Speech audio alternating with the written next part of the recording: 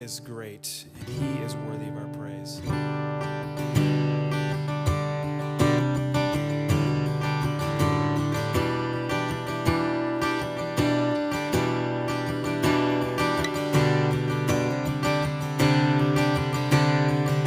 Sing together the splendor of the King, clothed in majesty. Let all the earth rejoice, all the earth rejoice. He wraps himself in light, and darkness tries to hide, and trembles at his voice, trembles at his voice. So sing how great is our God. Sing with me, how great is our God, and all will see how great is our God. And age to age he stands, and time is in his hands, beginning and the end, beginning and the end. The Godhead three in one, Father, Spirit, Son, the Lion and the Lamb, the Lion and the Lamb. How great is our God. Sing with me, how great is our God. And all will see how great is our God. It's the name above all names. Name above all names. Worthy of all praise. My heart will sing how great is our God.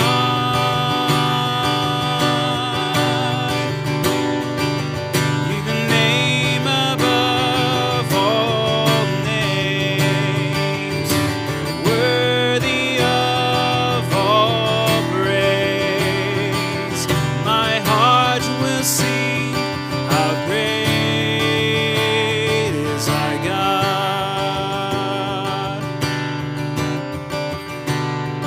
How great is our God. Sing with me, how great is our God. And all will see how great is our God. Last time, let's sing how great. How great is our God. Sing with me, how great is our God. All will see how great is our God. Amen. You may be seated.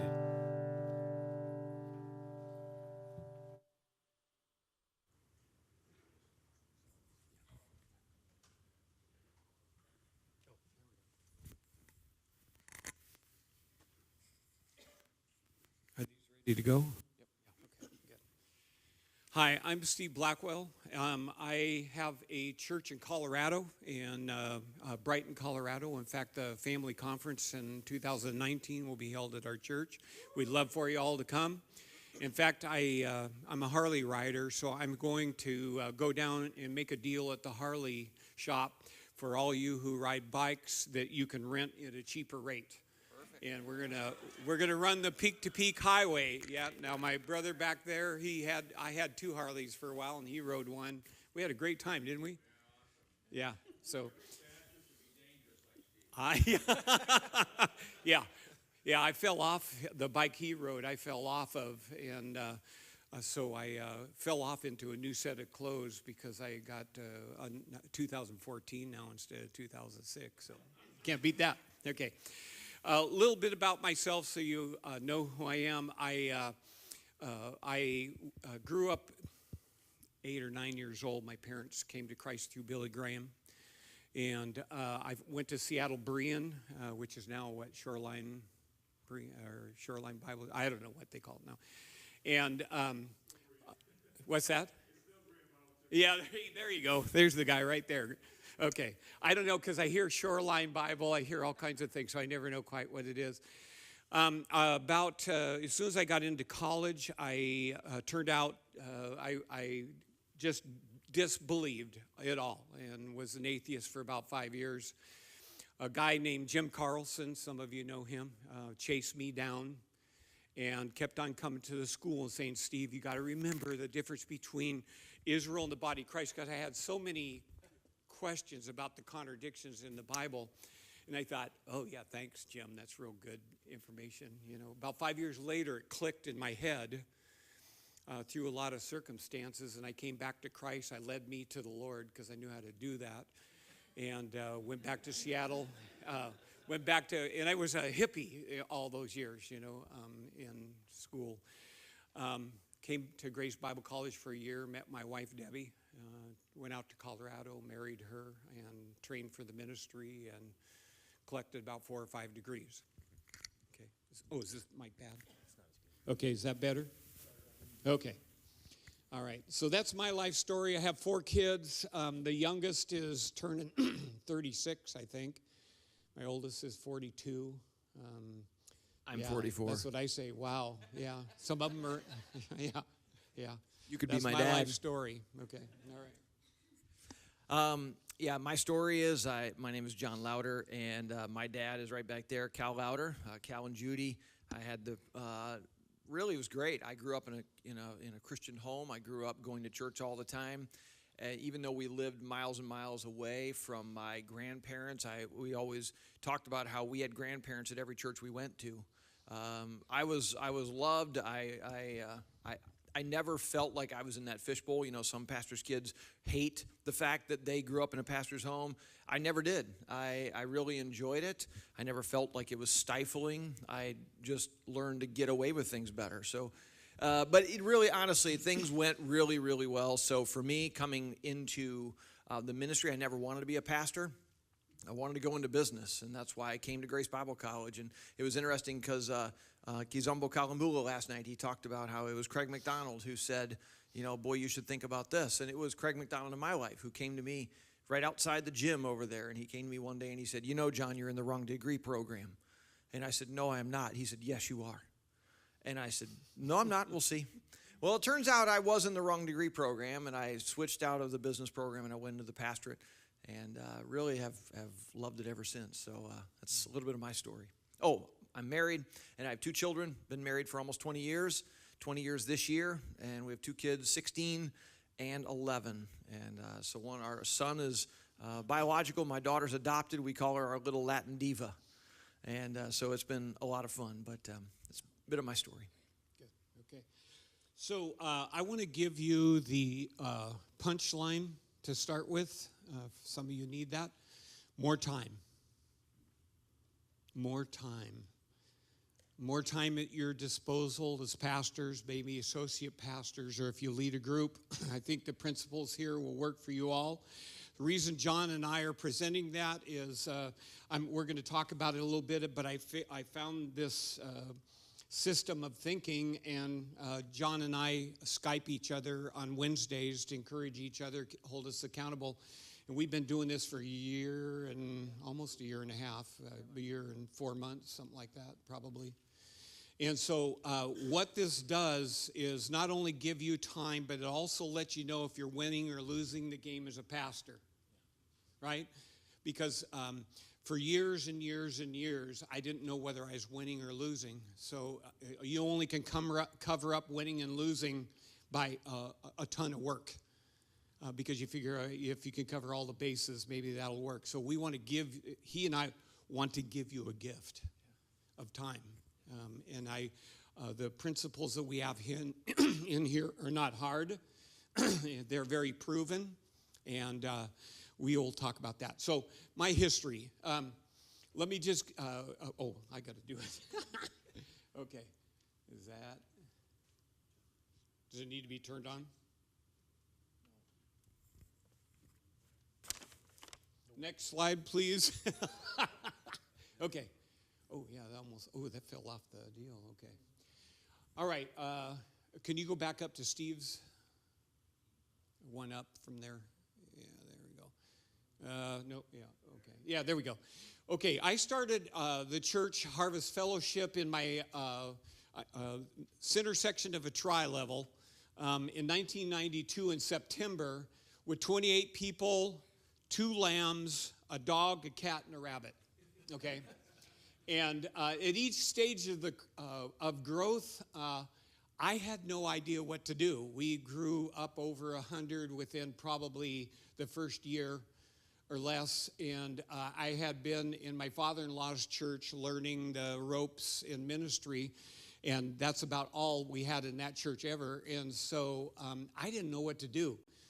Debbie started tracking my time about 4 or 5 years ago. I was working about 70 to 80 hours. She said 80. I put 70 to 80 to be as honest as I can, okay? I came to a place where I burned out. I went home one day and I talked to Debbie, and makes me emotional thinking about it. I said, honey, I don't know if I can do this anymore. And I started crying, and so for a week and a half, every time somebody looked at me at church, I'd start crying. And I don't know if they knew, but I was just so worn out. When you talk about 80 hours a week, and if you've worked 2 full-time jobs, that's what I was doing. So I talked to pastors. I tried to talk to them to see what they did and so on. I couldn't get any answers. I finally found a guy. I hired a consultant, $150 an hour, every other week for a year, to try to help me pull through.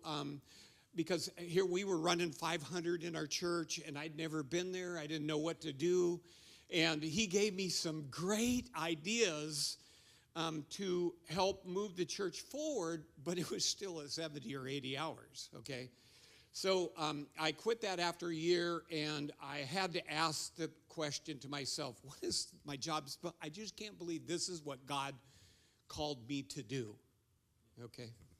Yeah, for me, my story is I started at Frontline in 1996. If you can go to the next slide. 1996, I started under Pastor Jack Dean. You were just over in the Jack, which is the Jack Dean academic building. So I had I'll tell you, it was awesome. For 3 years, I got to, partner together with Pastor Jack, is what I called him, and it was great. I mean, we came into a church. Frontline Bible Church had been without a pastor. It was then Berean Bible Church. They had been without a pastor for almost 3 years. It was like they couldn't get somebody to come to the church, and there was issues and things that were going on. Pastor Jack, they finally convinced him to be the pastor, and he said, I'm retired. I don't want the responsibility and the time of being the pastor. So he said, I will do it on one condition. I'll be half-time, and I will be able to pick my assistant to work with me.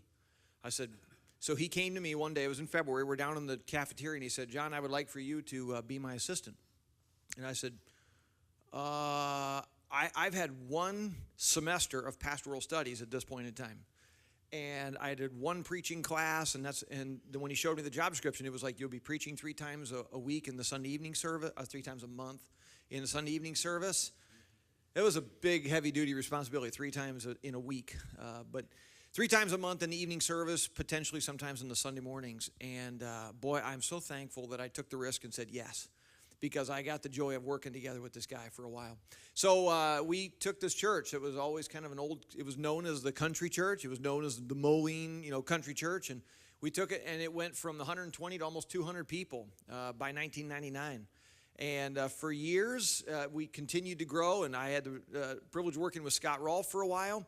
We grew to around 240 people, and then now we're averaging around 200.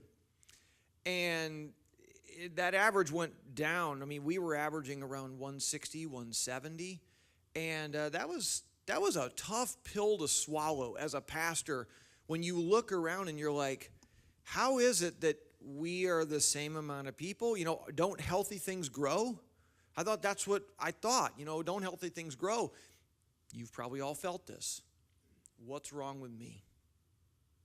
As a leader, you look at yourself and you say, okay, what's wrong with me? And it's not that I wasn't willing to do things. I wanted to change. I was open to, okay, are there different things we should do? And I just didn't know what to do. And I remember feeling like a funnel. I remember having this vision of all of these things that were coming to me, whether it was through the board, whether it was through committees, whether it was through a lot of different things. And I felt like this funnel, and this funnel was like this. And all of these things were coming through me, and I didn't want it that way. I just didn't know what to do about it. And I knew something was wrong. I just didn't know what to do.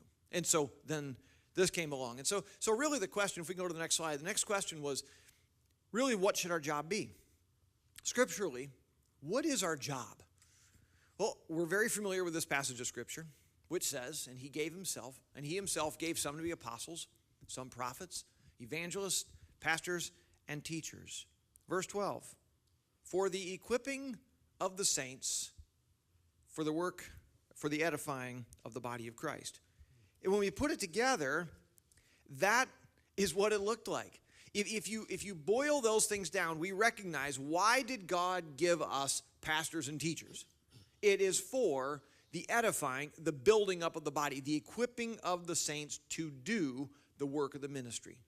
So my job, Steve's job, our job is to equip the saints to do the work of the ministry. That's really what our job is. So if you can go to the next slide, this is oftentimes, though, what happens. We are ministry hoarders. Yeah. We're ministry hoarders. Have you ever been to somebody's house who is a hoarder? I know a couple of them. And it's kind of scary to go over there because you recognize that there is so much stuff, and oftentimes it's because there is a psychological problem. That's a lot of times what it is. There are psychological issues which lead a person to finally have to recognize, I'm a hoarder. And there's a reason. There's other issues going on. I think a lot of us as pastors have that psychological issue. And I think a lot of it just comes back to expectations. We just don't know what to do. And so we really need help. And that's what we're here to do. Now, we were going to make this like a AA and have you say, hi, my name is, and I'm a hoarder. Okay. But do you relate to that? Nobody can do it as well as we can, right? That's right.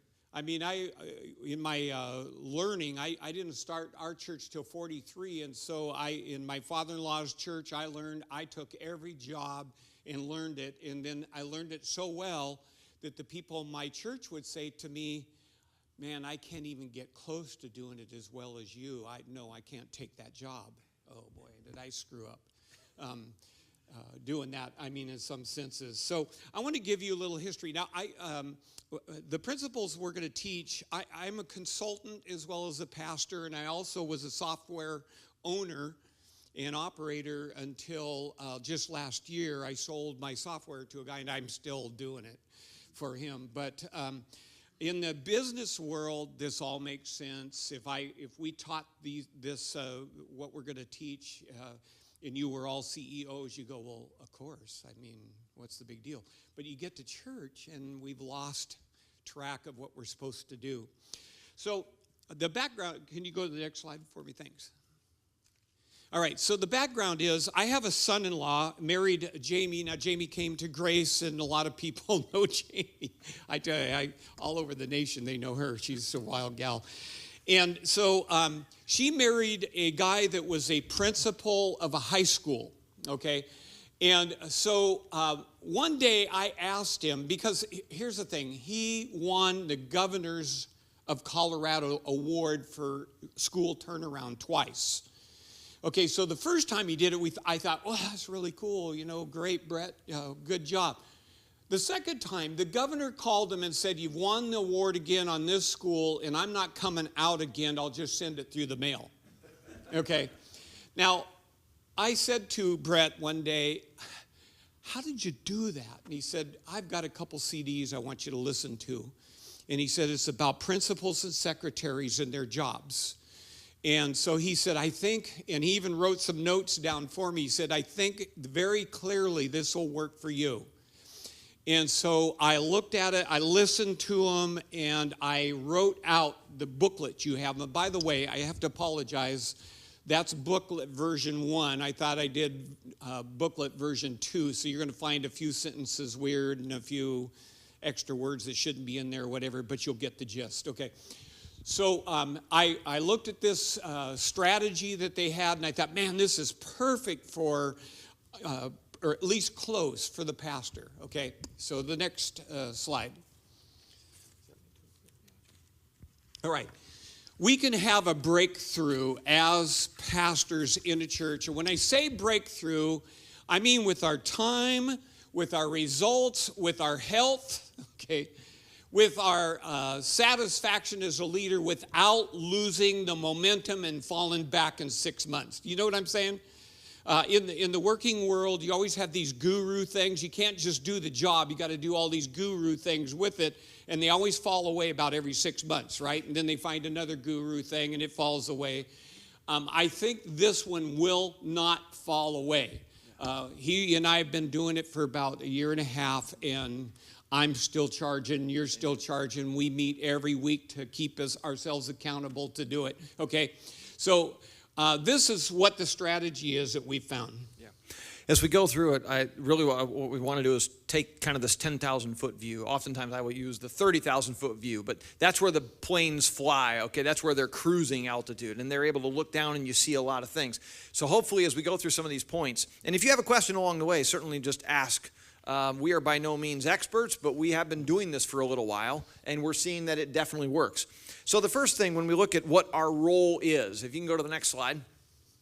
Our role is, this is the number one thing, we are to get things done through other people, not ourselves.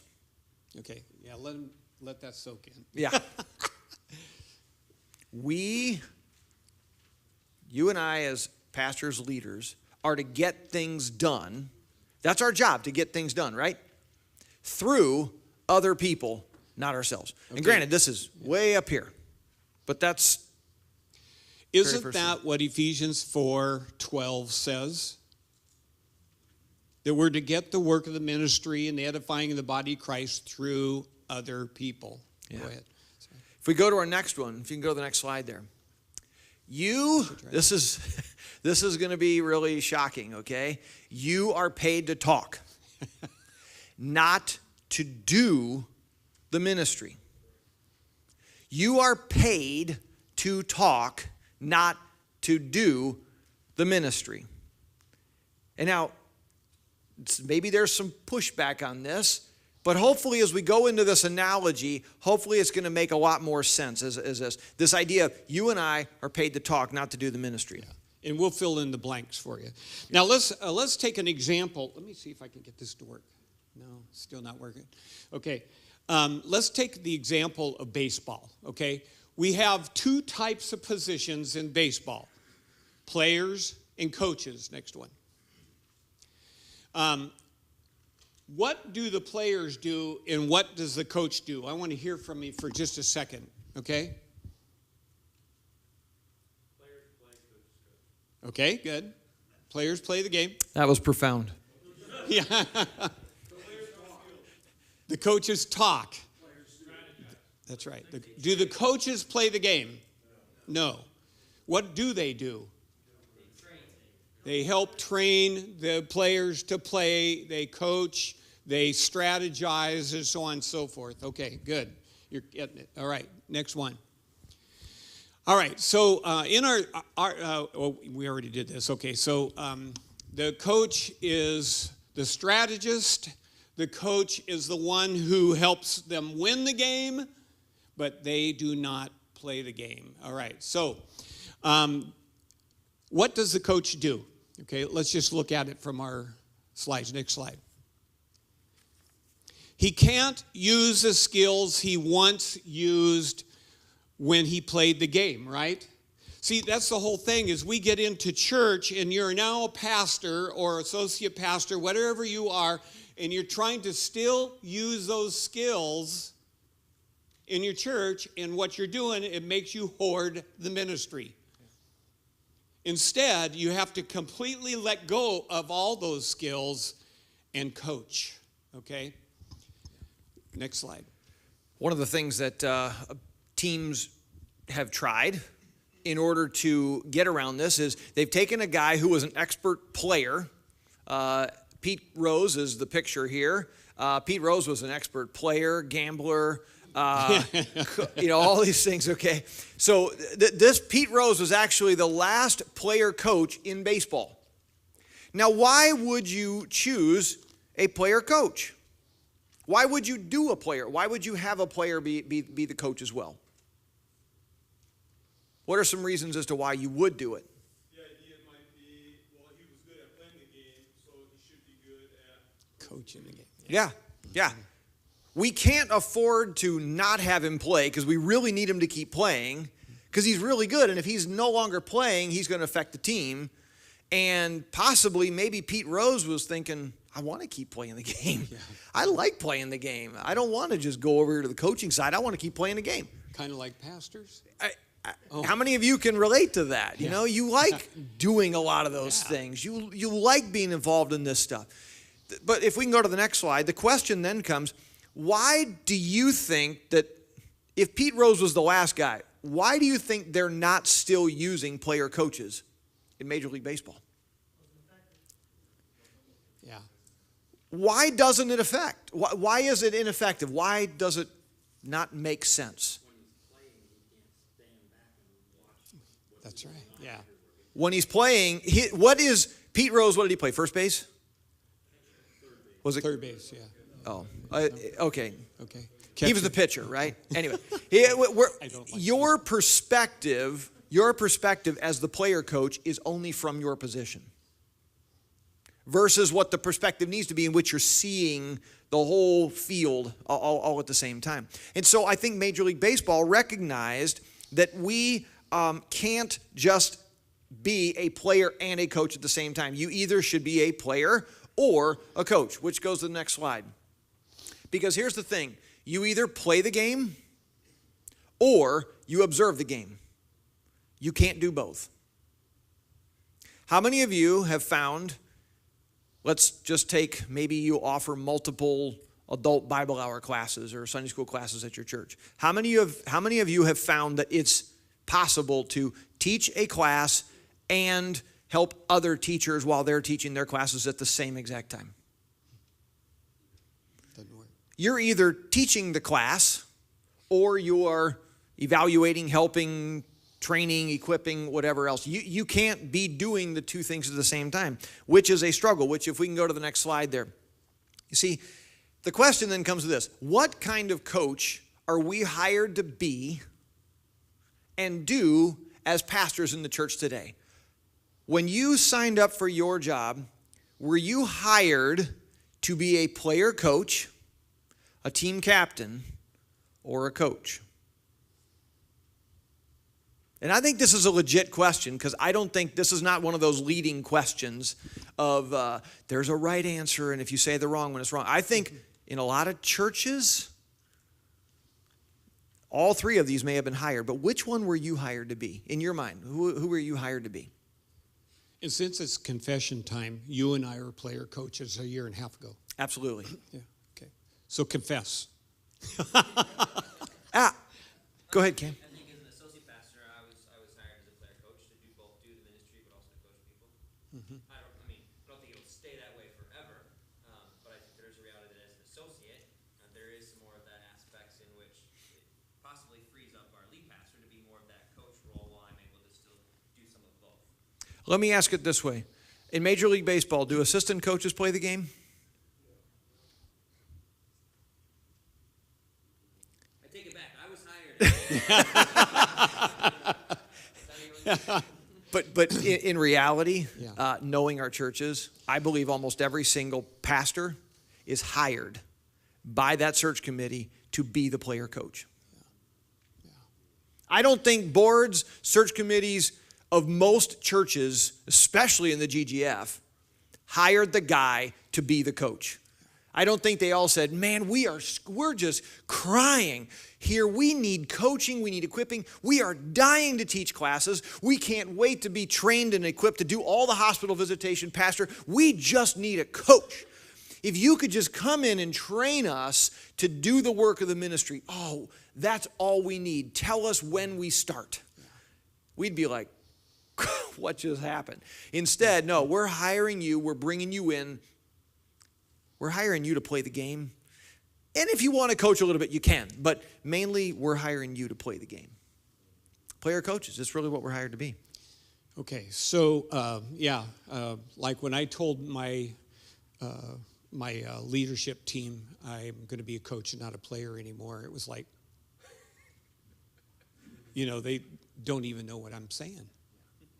Because it's not in the minds of the people to tell you what your job is, even though they'd love to do that, right? Mow the lawn, make sure you're there if anybody needs to get in the building, whatever it may be. And so this is a transition. We're going to talk a little later about how you change the culture. All right.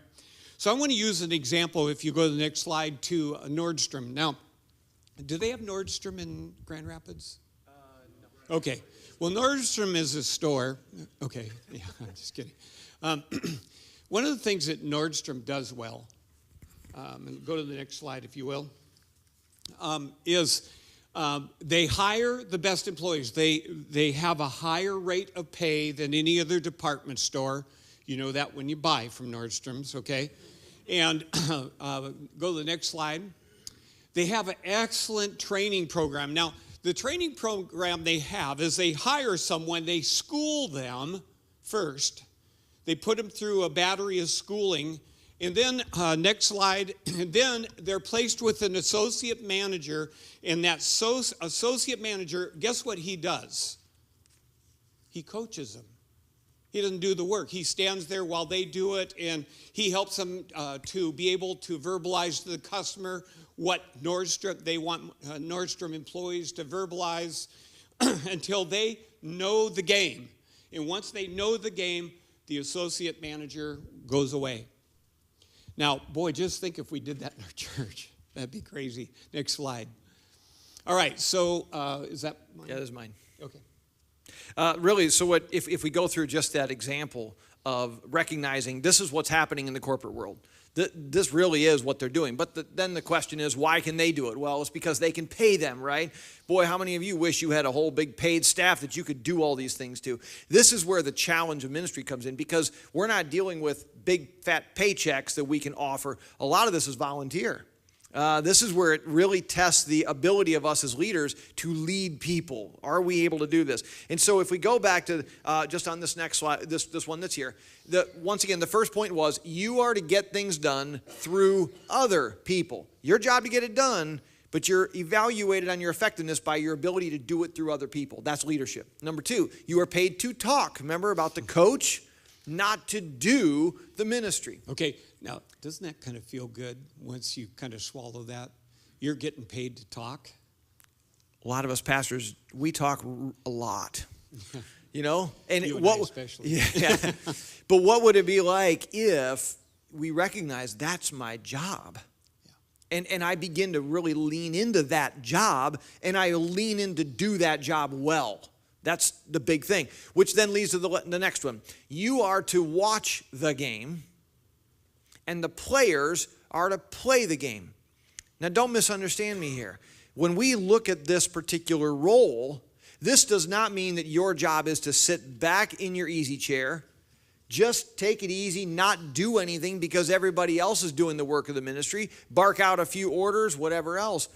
What's happening is when we say, okay, my job is to watch the game, the coach is not sitting in the dugout of a baseball game, sleeping, playing on his phone, doing whatever else. Where is oftentimes that coach? He's standing up right up against the dugout rail. He's watching. He is observing. He's talking to his assistant coaches. What about this? What about that? Even at the practice time, when the team is all out practicing, what's the coach doing? He's right out there. The coach may be grabbing a ball, and sure, he's not in the game playing, but he may walk over to the shortstop and say to the shortstop, hey, this is the way I want you to field this thing. This is the way he goes up to the batter. This is the way I want you to grab this and really swing this. Now, that's what the coach may be doing, working on those ways. But in reality, there are things that he has to be doing when he's watching the game, which goes to the next slide. Okay. Let me just hold on to that. Okay. In your booklets, you should have an insert that looks like this and has half on the back. Now, this is a cheat sheet that both he and I have been using for a year and a half, and we're going to explain it. But you have your points there. But I want you to look at the second one. Here is the responsibility breakdown. You are to work on the big things. Okay? What's that? We ran out of copies. Oh yeah, a bunch of them here. Oh, I'm sorry. Yeah. Oh, I see it's on that side, John. Oh, okay. Who all needs a book in this section over here? Okay. Here.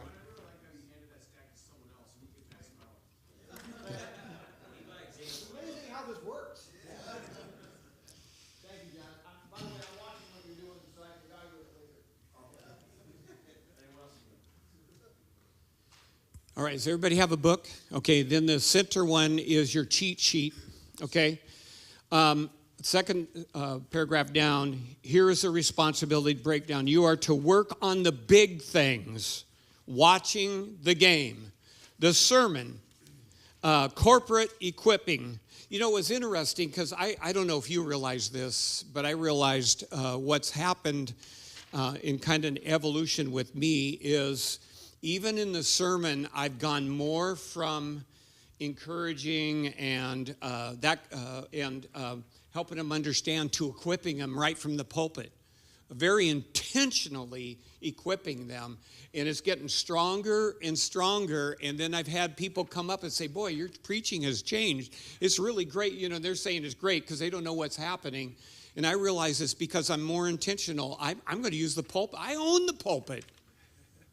You know, I'm going to use it for equipping. I'm not going to use it just for help them understand theology better, or Bible better, whatever that means. I'm going to equip them, okay? And so I put corporate equipping, and then when we were marking a while back on the sheets, whether it was equipping or whatever, all of a sudden I realized, boy, I'm equipping a lot more.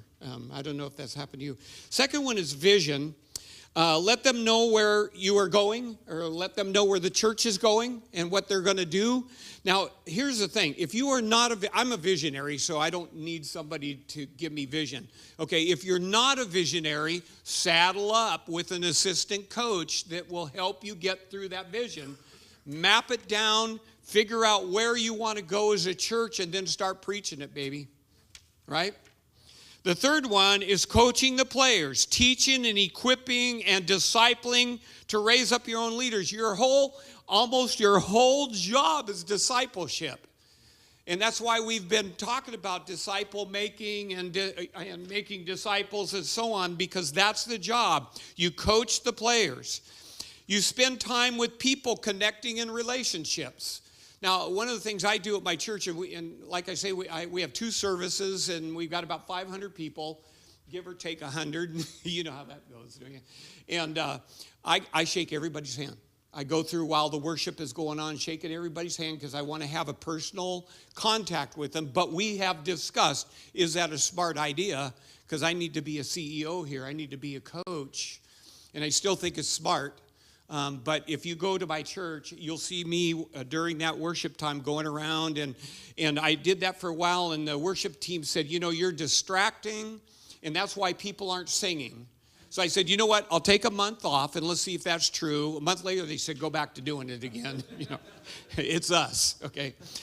The next one is structure, eliminating confusion and clarifying jobs, clarifying departments, clarifying supervisors, assistant coaches, whatever. That's your job. If you don't have that person, find that person. and saddle up. And I guarantee you, if it's in their gift mix, they're going to love to sit down with you and help get you organized. Because when we first talked, John was saying, well, I'm not good at structured systems. And I am. I'm a structured systems guy. So I've been able to do that. So we've talked about it at great length. And he sits down with the guy who structures you to death. Yeah, I went back to in my church, and I was talking with a guy, and I was doing coffee with him one time, and we were discussing, okay, so what's going on with the church? And I said, here's the thing, in all honesty, I have to admit I'm not good at structure and systems. And the guy I'm talking to says, hey, I'm really good at structure and systems. And I'm like, this is really cool.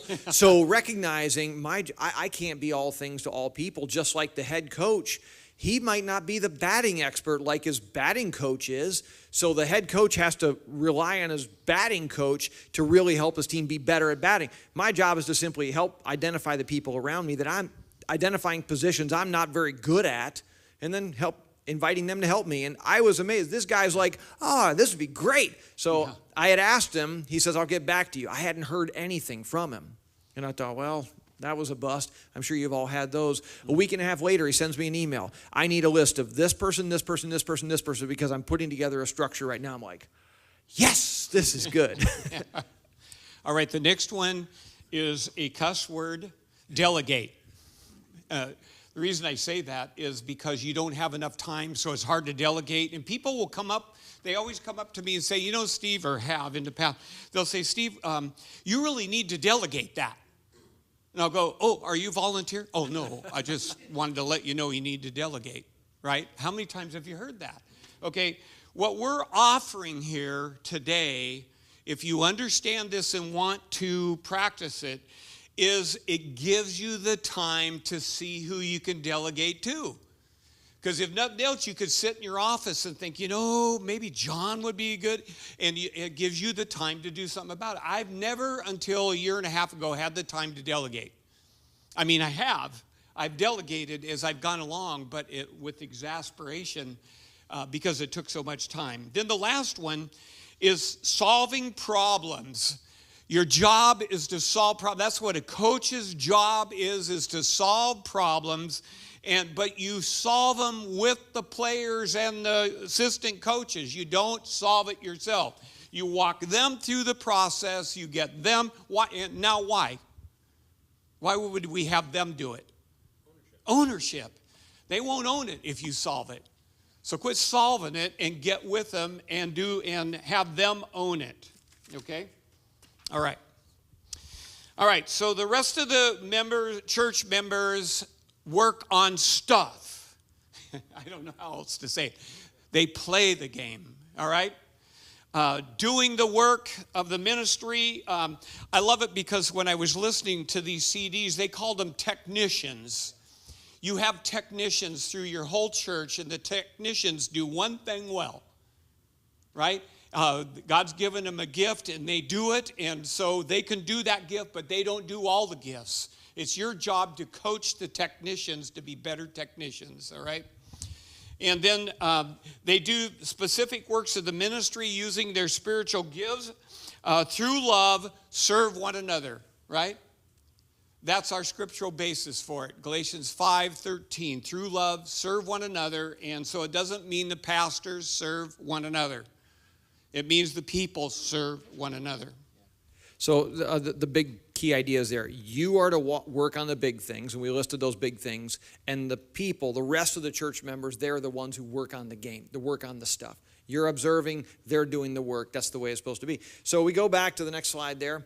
So what is our job supposed to be? Just a reminder, you are to get things done through other people, You are paid to talk and not to do the ministry, just like the coach. It's his job. Thirdly, you are to watch the game, and the players are to play the game. We just talked about that, which leads us to the next one. You tackle and solve the problems with them. This is a big one. How many of you have ever had a committee come to you and say, Pastor, we need you to come and meet with us as a committee. We're struggling through some things, and so we need you to come in. And your first thought is, oh, good. I love being able to go in and solve problems for people, right? So you go into the meeting and they say, well, this is what we're struggling with. You wouldn't be a pastor if you didn't have great ideas, right? So you give them your great ideas, you share with them, and they go, oh, Pastor, that was great. Thank you so much. So the next time that the committee has the problem, what do? They solve it themselves, right? Because you train them that way, right? No. Call the pastor. So the pastor, here's the secret, though. We love to feel needed, don't we? We love that feeling of being able to ride in on the white horse and save the day for the team that was failing. And so we ride in and we do this. Rather than working with them and solving the problems with them, we tend to give them the answer and think, yes, I did my job. Unfortunately, all of that does is foster a sense of codependency. So just as a coach, the best coaches weren't the ones who, the players out there in the field, and every time there's a situation, he always looks over to the sideline or to the dugout. Coach, what should I do on this? You're teaching the coach how to solve teaching the player how to solve his own problems, recognizing though that sometimes they need that bigger perspective. So you tackle and solve the problems with them. Okay, and let me just add this: you solve the issues with them by asking them questions, not giving them answers. Yeah. Right? You keep asking questions until they come up with it. One of the things that I've appreciated about Steve, that Steve does so, I think does it well with his leadership teams, he keeps going back to values. What are the values? What are the core values that this ministry has? Now, once we've identified that, understood that, now, if these are the core values, how do we take this problem and address it according to the core values? You're teaching them, and then as a result, it's training them to say, okay, in light of our core values, in light of the mission, in light of, oh, you know what? This makes sense to do this. And it really does help the teams figure stuff out. Let me add to that. I just had 2 weeks ago a meeting with my leadership team, and for 25 years, I've been trying to get the leadership team to agree with what I believe are the vision and values and so on, okay? So I got the leadership team together and I asked them questions. Okay, is this a value for us? Is this, would this be our vision? And what was amazing is when we got done, it was the one I wanted. It was crazy because it's biblical. Really? And so we look at it from an evangelism and equipping and a serving situation. The Bible's pretty clear on what we should do. And so they all bought in, and so I put it together into a sheet and sent them, and they were like, yes! So now they're on fire. Well, that's only a year and a half later since we started this, that I've been able to get them all onto the same page, and we're all moving in the same direction, and it's very intentional. Yeah. The next part there, you delegate, and that's the thing, just constantly looking at that. If you can go to the next slide. Yeah, let's just go to the 2 slides, because we've already done this one. Okay. Let's just move on. All right, so the question is, if we keep going, next one, where shall I start? The question is, how do we get started at this? This was the thing as I listened to these CDs. How many of you have listened to CDs or read a book, and you're like, yeah, I buy in, but how in the world do I even get started at this? What do I even do? And so if you go to the next slide, this was the best one right here. It starts in your office. How many of you have an impeccable office? Do you ever go to it? This is my secretary, Bev Blando, down here, and I actually brought her in full disclosure for her to be honest, because I am not perfect at this, and I started this last year because I had an office problem, and really going through this whole thing, it was so important that I did this, and it was like God just brought things together, because at the very same time, the board had approved that my office would be repainted. Well, in order to repaint it, they had to move all my bookshelves, which were overflowing with books and everything else, went through, and it was all because they were not only just repainting, they were actually recarpeting the office. So I had to move out of my office. Have you ever lived in a house for a long time, and then you have to move, and you're like, man, I didn't even realize I had all this crap. Mm-hmm. But I do, and that's what it was. So here's what they said on this whole thing. Nope, go back. This is not about, yeah, here it is. Yeah. Clean your office. Don't tidy it up, but clean it out top to bottom. Mm-hmm. Papers, binders. Boy, we are binder collectors, aren't we? Mm-hmm. Papers, binders, books, old files. The more impeccable your life is, the faster things will move. And I saw that to be true. I have a visual filing system. How many of you operate that way? If I see it, I will work on it. If I file it, I might as well have just thrown it away. I have a visual filing system. That's just the way I operate. But what I found was that when I actually organized stuff and put things away, when I walked in on my desk and my desk was clean, man, it's like I was ready to go. Whereas when I would sit down at my desk before, all I saw was work and tons of it. And it frustrated me before I even got started. Since you are paid to talk, your office should have the look and feel of a conference room.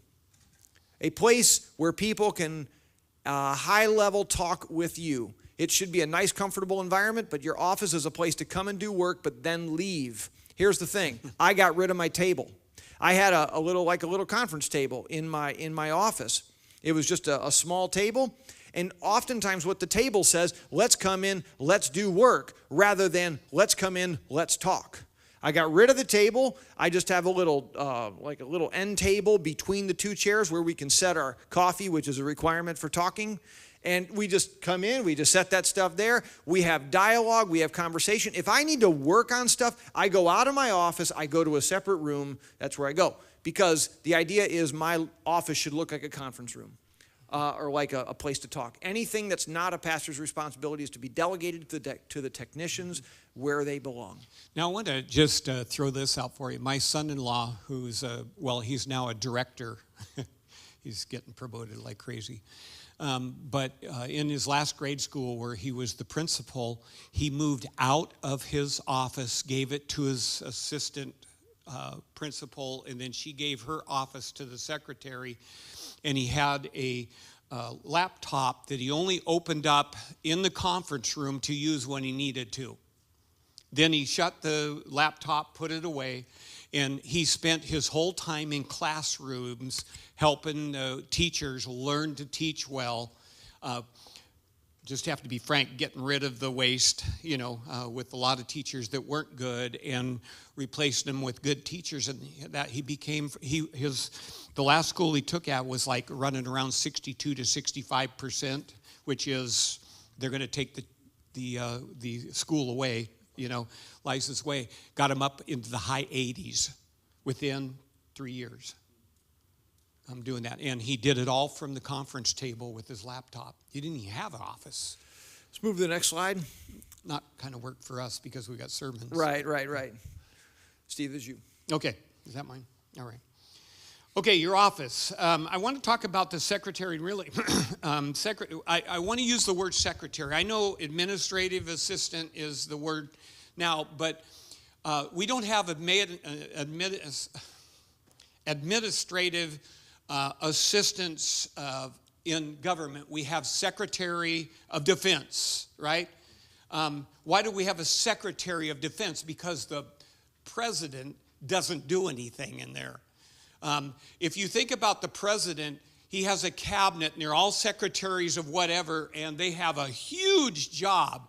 And I almost feel like we downgrade it by saying administrative assistant, just the opposite of probably what you think right now, because the secretary is a powerful, powerful person.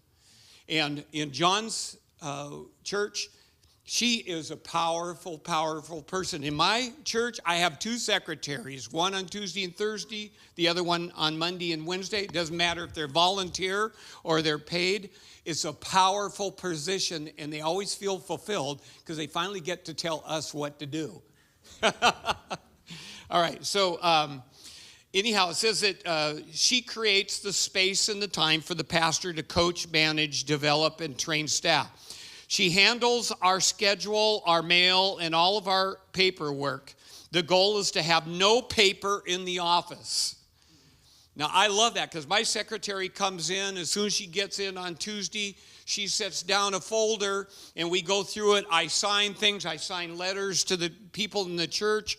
I sign documents that I need to sign, and when she folds that up, I'm done for the week. It's going to go till next week unless it's an absolute emergency. She is in charge of our inbox. I got rid of my inbox. I put the inbox next to her computer, and that's where my inbox is at. And when she comes in, I give her the stuff I need to give her. Her job is to manage the pastor. She tells you what to do and when to do it. I haven't quite got there yet, okay, because of the frequency of two different secretaries. Yeah. I just want to clarify. Are you talking email inbox or just like No, inbox where mail comes in, that kind of thing. Both he and I have had a hard time. See, in the secretary principal, she handles the email.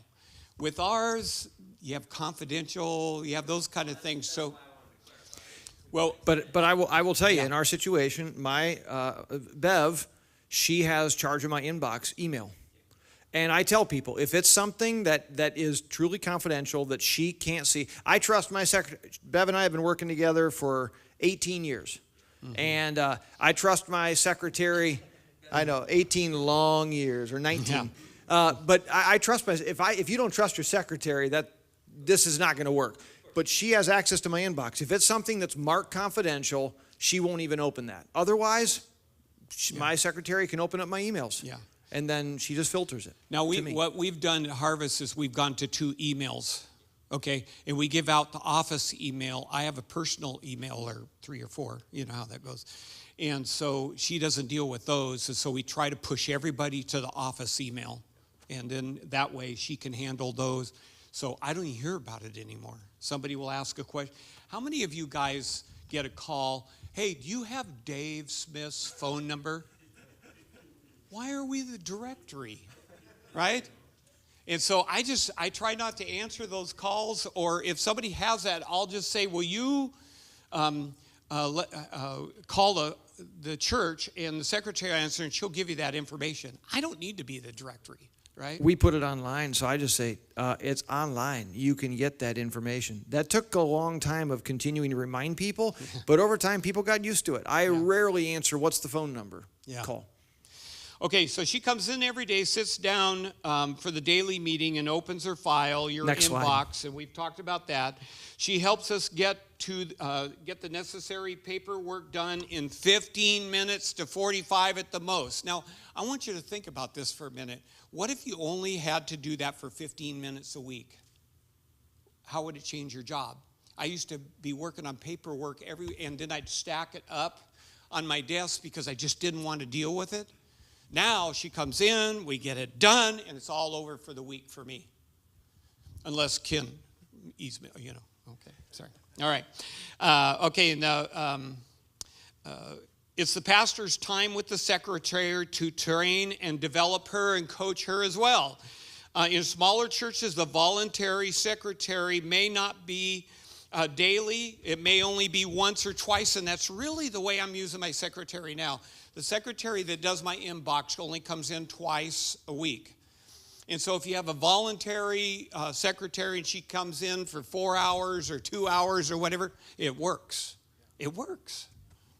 Steve's comment was, because the question that as we both addressed, Steve's church, his church is large enough to hire a secretary. Our church is large enough to hire a secretary. Bev works 20 hours a week, so she works Monday, Tuesday, Wednesday, Thursday mornings. That's what she does. But what about a church where you're not large enough to hire a secretary? Steve's comment I thought was so good. Is there someone in your church who would like to control your life? Yeah. Because that's what you're asking for. You're asking for somebody to control you to some degree, Yeah. Bev would say I'm a little uncontrollable at times, but that's really what you're doing. You're saying, I'm entrusting my schedule to you, my inbox to you, my things.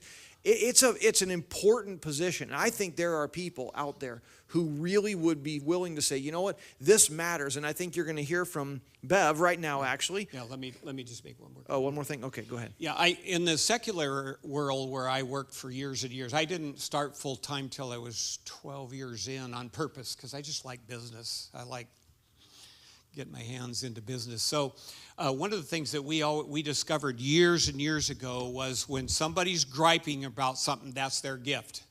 Or they wouldn't be griping, right? And so when somebody in our company would be saying, they should do it this way, they should do it, we knew, okay, that's the guy. We need to get into that position. And it's the same thing in the church. you may have some ladies who say, you really need to organize yourself and get, that kind of, okay, you're it. You're it. Will you work for me? Okay, go ahead.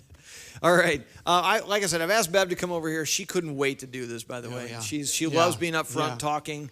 But I've asked Bev to come and just share just a little bit about her perspective on all of this because I think it's valuable. So I trust you, Bev. Remember that. Say more than an arm's length. Yeah. You don't have time for that. Okay. I don't have any nice PowerPoint. This is my notes, so I'll be short.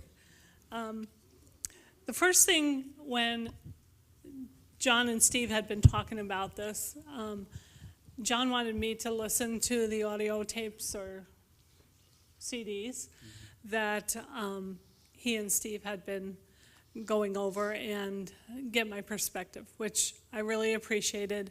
Just the cooperation. Okay, you listen to this, I've listened to it, then we're going to get together and talk about it and see how you think this might work, where you see pitfalls, whatever. So it was a nice, easy way to get into it. And we did see things that would work easily for us. We saw where there are problems with working part-time, as far as I have a day off on Friday. John doesn't, so how do we handle those things? And that's something that you just need to discuss with your staff, whether it's volunteer, paid, whatever. The other thing, and I think Steve or John, either one of you, maybe both of you, talked about was confidentiality. No matter whether it's a paid person or a volunteer, you really need that confidentiality. Because I do see all John's emails, there are things that no one's going to know. No one needs to know. And it's just very important that you can trust the person you're giving this authority to look at your things, because as a pastor, there's a lot of confidential items that come across, and nowadays with email, it's all over. That's how most people communicate. The last thing was communication. Steve, you said you do this once or twice a week. We set up a time every morning. We go through what emails have come in that he needs to address immediately, what goals we're working on. But that communication is vital to us. And it might be more often than some of you really like to look at, but that helps immensely. I know which direction John's going, what's going on in the church that week or looking farther out, and then I can handle those emails much better. But the biggest thing is it's a work in progress. And I don't think it'll ever be totally smooth, because there's always glitches that come up in our life. And we always have to look and say, okay, this is working well, but we have different systems of organization. I would take his emails. I've read them. He doesn't really have to do anything. I file them. That information isn't getting to him. He doesn't go into subfiles. So we're finding different ways, different things that work for us. But I think it has helped our office run smoother. It's helped different ministries in the church, because as we do it, they're learning, oh, I want to meet with John. Well, they don't go to John now. They'll usually come to me and say, what's John's schedule look like? Do you think he'd be able to come to this meeting? Is he even in the office? No. But it's a work in progress. But I think it's well worth it. I think it's made my job much more enjoyable. For one, I'm not just sitting there typing things by any means. That's probably the least of my job now. But it's really working with the people, which I really love to do. So that's my perspective. Good. Thank you. Thanks, Bev. Yeah, as it's been a lot of fun. Bev, who is, you would think she's a technician, Bev is actually becoming an assistant coach, because now she's got people under her who are coming along, and she now has the time to manage them. So she's now coaching other people. Our effectiveness as a church, as a staff, is continuing to go up and up because we actually have time now to manage and coach the game rather than just playing Now, it. one other thing, and John and I may not be the same. I'm a total list maker. Okay, I've got lists down. I remember in my 50s, I had to go to the heart doctor because I had 32 things on my list. And I started, my heart was pounding. I had to go and see if I was going to have a heart attack. Well, I make a list. Well, that now, I give my list to the secretary when she comes in on Tuesday. And she looks at the list to see what she can take off that to-do list. Because if I look at it, only I can do it, right? So I have to have her look at, she goes, well, I can do this, this, and this. It's like, oh, sure you can. Sure you can, you know. So if we look at this slide, who makes this work or not work? Who is it that makes this work or not work? It's you. Yeah. If you go out and try to keep playing and coaching at the same time, I'll tell you, your church is not going to be saying, Pastor, what are you doing? In fact, they're going to go, oh, Pastor, we love it so much more when you do this stuff. So therefore, if you're the one who's doing this stuff and continuing to do it, it's your problem. It really is.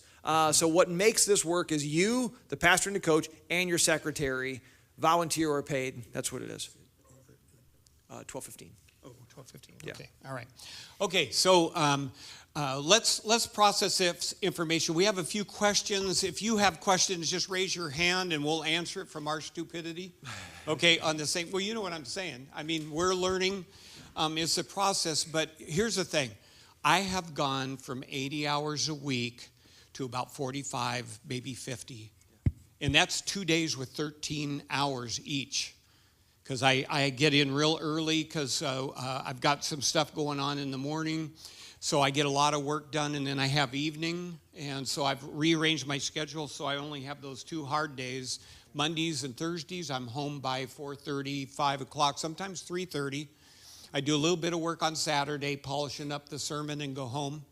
I've got a couple Bible studies, but outside of that, my wife loves it. We've always taken Friday the whole day off, and we've trained the church. Steve's day off is on Friday. Don't disturb him. Well, now they don't disturb me at all. After a year and a half, I just don't get calls from people anymore. To me, that's wonderful. Now this job is fun. Yeah, it wasn't too fun before. Yeah. Absolutely. Yeah. So All right. really, if there's any questions, what we'd like to do is maybe keep thinking of them. There's some slides we're going to go through which have some questions because this is more real world stuff as we've now tried to do this for a little while. It's more real world stuff. Yeah. We want to. But don't be afraid to interrupt us because if you absolutely. have a question, it's much better to answer that question than to make up questions. For You know sure. what I'm saying? For sure. Okay. Yes, Jeff. If ministry's relationship, does this not distance you from develop relationships with most of the congregation now? Because you're kind of putting a layer between you and most of the congregation, and the relationship suffer. Well, it's interesting you bring that up because what did Jethro say to Moses?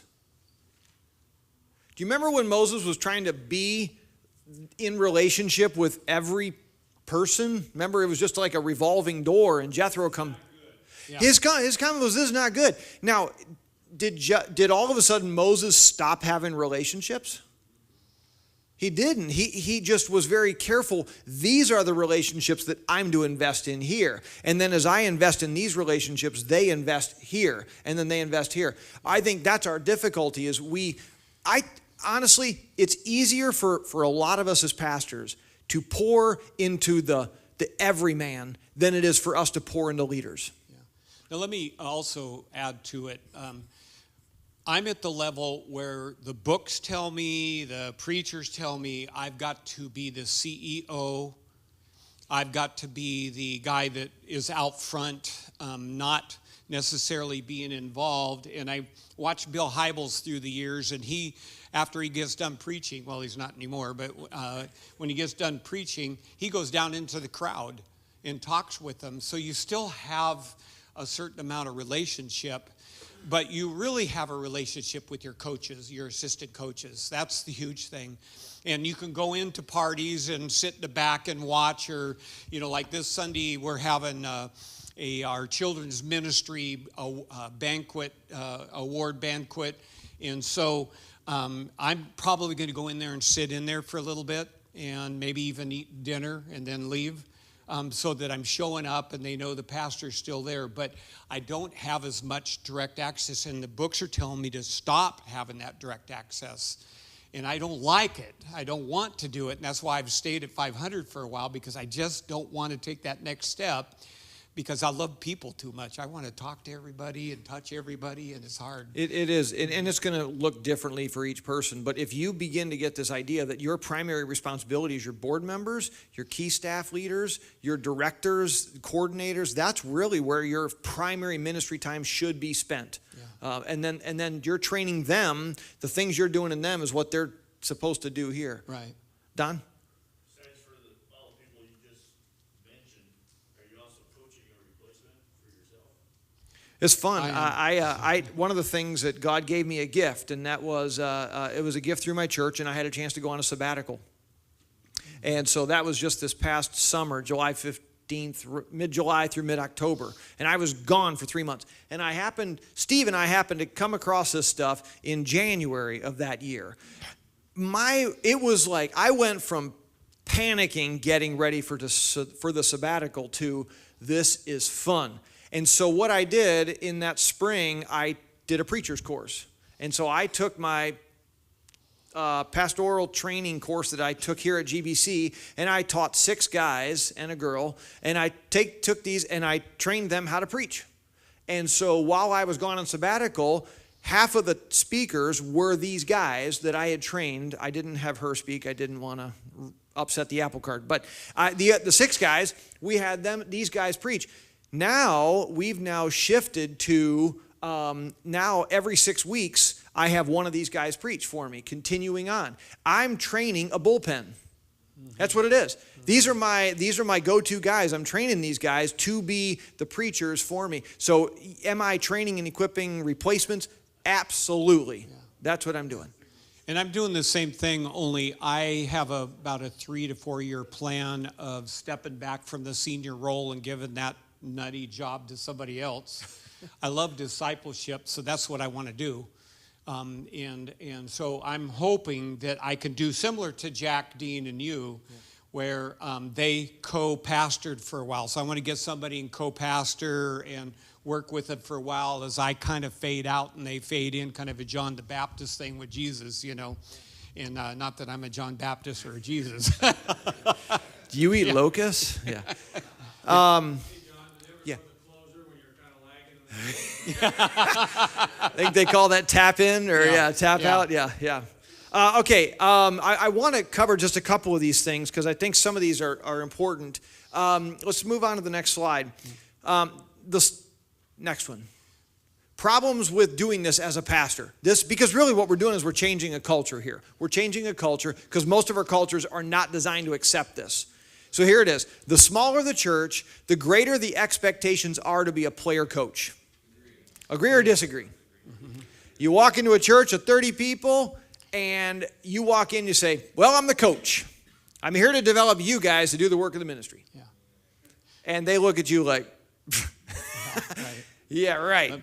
I want to do one when you're... Yeah. The culture in this particular thing can be very difficult to change, especially, and here's the thing, especially if the guy before you was an amazing player.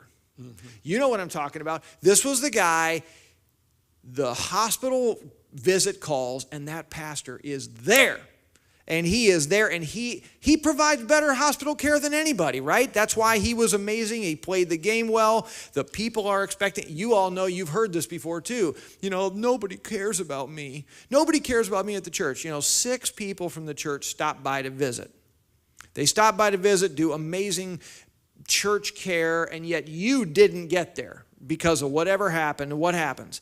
Mm-hmm. You don't even care. Church doesn't even care. It's because the expectation is that you are the guy. You're the main shepherd. And that main shepherd has to be there for his sheep at all times. And it's just, in the player-coach mentality, how does that change? How does pastoral care get addressed in this model? Steve? Now, I have a Spanish ministry, a guy, I don't even know if we agree theologically that much, but I don't speak Spanish, so it doesn't matter, That guy's not getting a word Yeah. of what Steve is saying. Anyhow, He's he came down, he and his wife came down and said, is there any chance we could use your building, because we got kicked out of the Optimist Club, of all things, okay? They weren't very optimistic.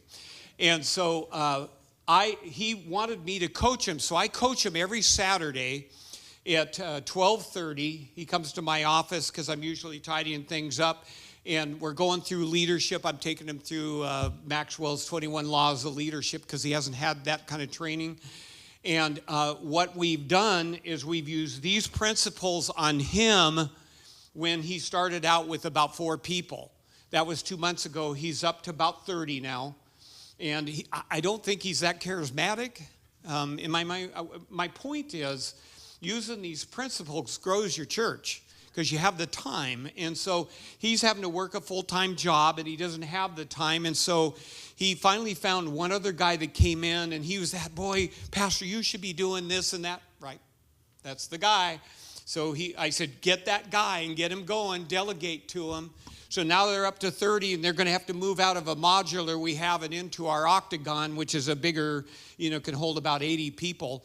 And we're going to have to sacrifice as a church to let him use that. So this Sunday, we couldn't do it, and so he's using the main auditorium because he's got a big event coming, and he's going to have 50 or 60 people. Well, what's interesting is we're using these principles on a startup, and it's working. And it's just a different frame of mind. You have to, when you're that small, you have to get in and do some things, but you try to limit as much as you can of that and give it off and delegate it to somebody else. one of the other things, I know at Frontline Bible Church, I'm the only full-time staff person. We're a church of, if everybody showed up on a Sunday, the whole thing, regular attendees. If everybody showed up on a Sunday, we would be over 300 people. And I'm the only full-time staff person at Frontline. Everybody else is part-time. And so the question is, at what point do you have to hire more staff? Well, I will tell you, under the old model, oh man, long ago did I need to hire more staff. But after making a lot of these changes, I'm not at a point where I need to hire an additional associate pastor or anything like that, because I have some volunteers who are doing some of these things, as well as I think we've shifted the mentality from this is what my job is. Is it going to come? Yes, I believe it is, where we will need more staff, but I'm not there yet. So it's just a different way of looking at things. Can you go to the next slide, please? We are ministry hoarders. How does hoarding the ministry impact volunteers? I'd love to talk more about this, but man, we're out of time. Yeah. The idea is when we look at a player coach, it results in implosion, doesn't it? How many of you feel like so many things are on your plate and you're buried and you just can't seem to get ahead? And the more that people come along and say, boy, we should be doing this, we should be doing that, you just envision in your mind, I can't do any more than what I'm currently doing, which results in an implosion versus an explosion. Okay, so since we only have about 5 more minutes, let me just, you have this booklet you can read. You have the insert that you can tape to your wall or your desk or wherever so that you can look on it at a regular basis.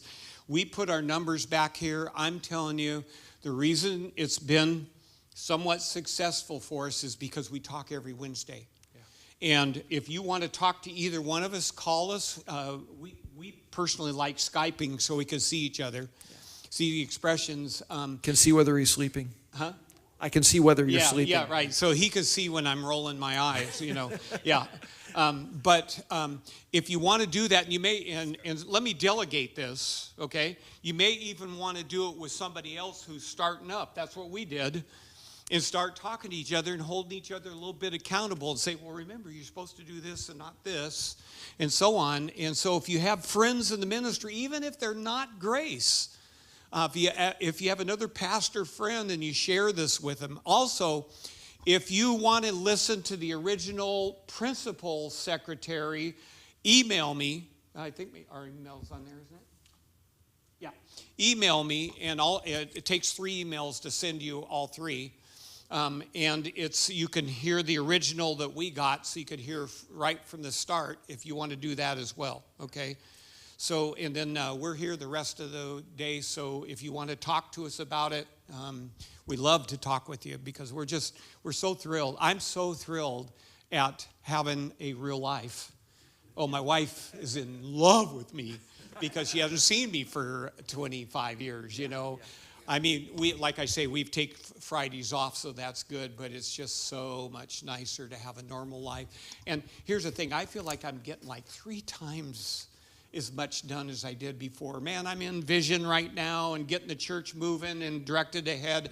I know we're going to grow. It's not even a question because I'm moving my staff that way, and it's going down through the ranks and that kind of thing. Started an outreach team last week, and I got a guy that was going to lead it right off the bat, introduced it, got him going. And I'm going to stay with that team for a little while, kind of coaching, and then I'm going to get out of that team. And then once in a while, I'll go out with them just to do some outreach because I love outreach and do some outreach with them, but as a player at that point, just doing some just because I love to do it. Yeah. Okay. All right. Like I said, we'll be around for any questions. I know Matt had just a couple things he wanted to mention before we break for lunch, but I just appreciate all of your attentiveness thank you. and being a part of this, and it's been a lot of fun. So.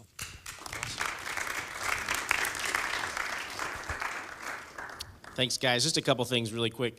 As you head out, there are 2 forms out there. Phil Long has given us the details on that trip to Turkey, except for the cost. I think he said it starts at $10,000 and goes up from there.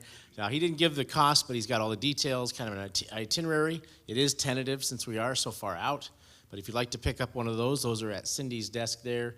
And then, obviously, if you're interested in the camp scholarships, the forms are out there as well. But I do want to invite you this afternoon to come back. Sometimes in the afternoons, there's a tendency to skip away and, whether you head to the beach or you just head out or just take a nap.